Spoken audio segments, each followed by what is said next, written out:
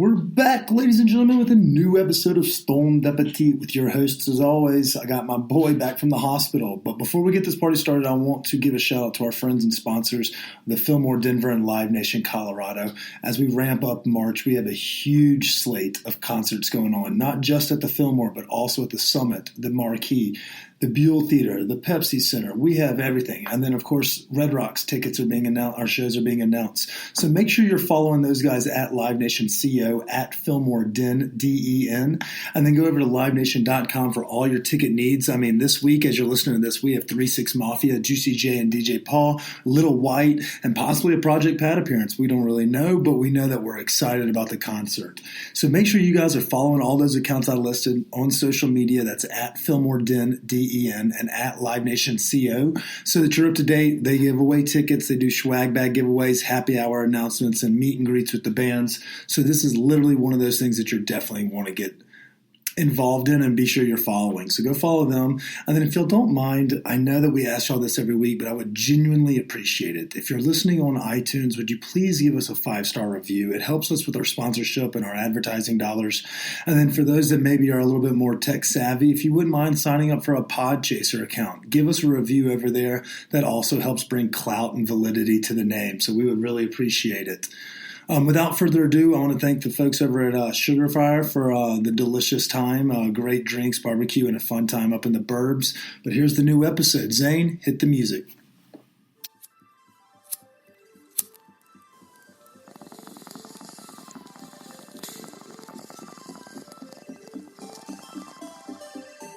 The suppression of the use of marijuana and of the forces lurking behind it are the most important jobs this department is now engaged in. In 1930, the records on marijuana in the Washington office of the Narcotics Division scarcely filled a small folder like this. Today, they fill cabinets. Welcome, ladies and gentlemen, Coloradians, and everyone that's smart enough to listen from the outside. It's one of the most amazing plants we've ever discovered. The pot party, the trippers, the grasshoppers, the hip ones, all gathered in secrecy and flying high as a kite. I got weed pops. But it won't take more than 45 minutes, hour is what we usually say, but with tangents. Or, you know, if you're a big reader or you listen to NPR, we can make this in 30 minutes. But if you're a fun-loving guy, this may go upwards of an hour. So we'll try not to keep you long, but we do appreciate y'all joining us. So. Yeah. You ready to fuck shit up? Let's do it. All right, 3, 2. Welcome back, ladies and gentlemen, to another week of Stoned Appetit. With your host, as always, it's me, Kip. To my left, I finally got the man back from the hospital, all broke dick himself. Bama, how are you, Bubba? I'm broken, but I'm still alive. Yeah, spirits are... Where's the spirits? How are they feeling today? We're going on a high note today. We're back out here recording, you know, like... Yeah, but our listeners and our followers need to know. You've been out of commission for 2 weeks. Shout out to Chef Drake for joining us last week from Houston.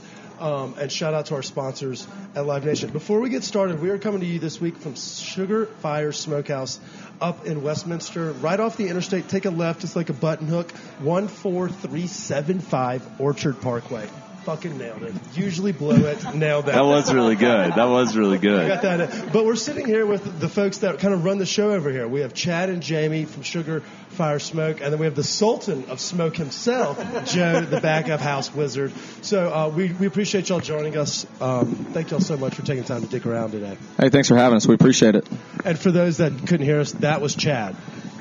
Hello. We're going to have to go. We'll go by intros, but before we do that, Chris, I do want you to tell our listeners how you broke your arm and why we've been laughing at you so bad. Well, I guess it was kind of on a big powder day last, 2 Saturdays ago. Went up there with some friends at Winter Park, and obviously last run of the day, just coming down and happened to catch a piece of ice, slipped, and the next thing you know, my left arm is not working. Okay, so what'd you break? Surgery, no surgery, and look at your fingers. I mean, it looks like the fingers from the sausages from barbecue. Yes. So the incident was quite extensive. A spiral fracture to the left humerus, no surgery, but now I have the swelling has gone down to my hands. So I've got sausage fingers. It looks like I'm the Nutty Professor, and like this part of my body did not quite get the juice, you know? Yeah, I know exactly what you're talking about. And that's a perfect reference for those that are at home. If you don't get that, you're too young. But let's get back to the story at hand. Yeah. We're glad to have you back. I'm glad to have you healthy-ish. Yeah. I'm glad to have you back on set. So let's dive in the nitty-gritty. So we're here up in Westminster to try some fire-ass barbecue. We've sampled some of the fare, but we're going to kind of get to know the folks behind the company. We're up here. I guess it's about a 25-minute drive from Denver, but y'all are right here next to St. Anthony's North. It's suburbia hell, but you kind of got a little bit of everything, so y'all kind of in the ripe location. Let's get to know a little bit about everybody here. Introduce you. Let's do introductions first, ladies first. My name is Jamie Greene. Hey, Jamie Greene. Well, hi. Yes. Okay, so Jamie, what do you do here with Sugarfire? I do kind of the day-to-day operations. I work mostly front of house, do bar. Okay. Lots of catering going out. We go down to Denver, out to Boulder. Just kind of keep everything running. I like it. Okay. So we have Jamie here, and then to Jamie's right, we have Chad. Yes, Chad, sir. So we've got this is an awkward reintroduction because we actually met, shout out to our friends at Dining Out Magazine, at the wedding party last year where Kip was browned out a little bit. Oh, I didn't go to that. It was. I'm going to say it was a deep shade of brown. Yeah, I mean, agree to disagree. The drugs were not as fun. It was a good time. But yeah, so it's nice to re-meet you. Yes, sir. Likewise. I feel bad when he was like, yeah, we've actually met. I was like, shit, I do this all the time. And it's usually because of the vino. So, Chad, what brought you here to Sugarfire? Is that how we met, was from your restaurant? Yeah, man, we had some food there for the wedding event. And we were hanging out. We were serving some of Chef Joe's award-winning fried chicken that night, actually. Voted best fried chicken in Denver. The man's legit. Yeah. Hell yeah! You don't get the title Sultan for just you can't buy that out of the bubblegum machine. If you know what I mean. By the way, it's hard to lead into that, guys. Y'all need to come up with some really clever new titles. We have the Sultan in the back, and I don't even know. The Prince would be in the front, or the King in the front. You'll have to think on that one, Chad. We're not geniuses. We'll do. Yeah, but yeah, I'm glad to have you sit down with us today. Thank you for taking the time to spend waste with us. And then we have the Sultan of Smoke. I feel like if we still had the intern, we could throw some Dire Straits right here. Yeah. Sultan Swing. But Joe, tell us a little bit about yourself real quick before we let everyone get to know your voice before we get this party started. I've been here with Sugarfire since about August. Just slinging the meats. All right. So that's, you know what? I was really expecting more out of you there, Joe. If you have a name Sultan of Smoke, don't just come out and be like, it's that speak softly and carry a big stick mentality, okay. I think. I was about to say, you need to be coming out with some heat. Yeah, you must have a hammer. That's twice that. He's slinging meat and carrying big sticks. This guy's got a wrench. We're 3 minutes into the episode. All right. So, I don't know if y'all are regular listeners to this podcast, but we like to start every episode the same way, and it's making fun of Chris. Kidding. Chris likes to ask that question. Let's go ahead and dive into the nitty-gritty and get to the restaurant stuff. Yeah, and we'll snake it back around. So we'll start with the Sultan of Smoke. All right. Are you a transplant or a native here to Colorado? I'm a native. I was born up in northern Colorado. I went to school actually here in Westminster. I lived in Key West for a short period of time, but other than that, I've been in Colorado my whole life. Okay. Let's not just blow past that. You went down to the literal opposite side of the country. The literal opposite side. And then wanted to come back? Didn't like the water? It's too hot. Got a little bit of island fever.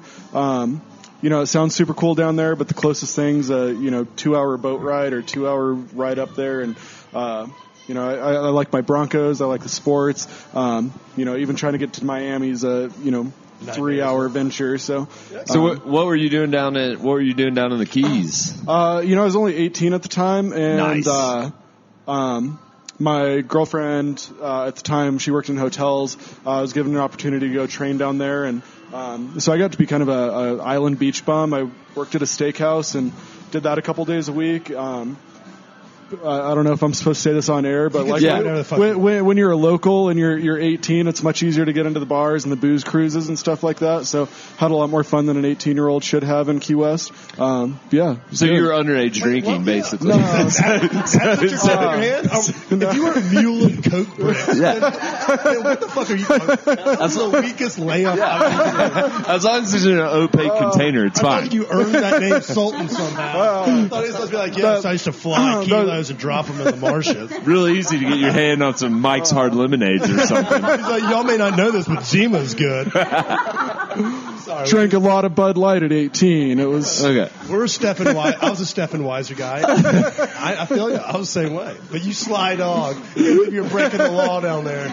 Okay, so flash forward. You came back to Colorado, and what got you up to being the smoker guy here at Sugarfire? I actually went to school to be a music teacher, and cooking was something that I fell in love with and could do while I was going to school. I eventually got burnt out of all things kind of music for a while. Was it the kids? Fucking kids ruined things. It really was, yeah. Hangovers, I mean, you can't deal. And then instruments, you're like, I'm out on this one. I had a couple Zimas last night legally. Yeah, exactly. Chance it. No, I get it. I mean, passion project turned real gig. Yeah, absolutely. A couple years ago, I had opened my own restaurant. Obviously, didn't work out quite as well as I would have liked it to, and through a bunch of mutual friends and everything. Chad used to work with my mom, and a good family friend used to work with an aunt of mine, and everything kind of connected. And so here at Sugarfire now. So. Nice. And you have delicious ribs. Chad spoke very highly of your fried chicken. We mentioned earlier the Dining Out magazine, so I'll give it a whirl at the top, or the Fried Chicken Fest or whatever. But you do very well with the smoking, so I do understand that aspect. Yep. I thought we were going to have some sexier intros there, but the food backs it up perfectly. So you are, in fact, a sultan in my eyes. So. I appreciate it. Yeah, thanks for the spread. All right, Chad, you're next up. You ready? Let's get it. Are you a transplant or a native, Chad? Complicated answer. It's actually not, but go ahead. I'm gonna you either are or you aren't. I'm going to try to make it complicated. Okay. I was born in Oklahoma, but I've lived here virtually my entire life, so I consider myself a native, and I can support that because I don't ski. Did you Okay. Did you graduate high school here in Colorado? I did, yeah. I graduated in Boulder out of Fairview High School, and then went up to school at CSU.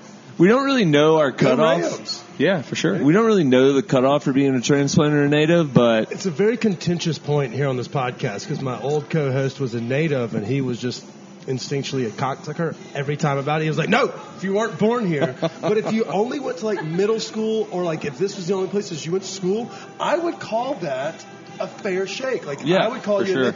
If you were crawling in, Denver, or whatever, walking into elementary school here... I don't know what else you would know. Yeah. Absolutely. So I'll stand with you. I appreciate that. But see, it was a little more complicated than you gave me credit. Yeah, we'll give you. The community will not. Native status with just a small asterisk. Yeah. That's it. Fair enough. Barry Bonds. Ooh. All right, I'll take it. That's fine. Hey, listen. See, that was a test. If you were a real Coloradan, you would have been like, no, fuck the Giants. Rawr.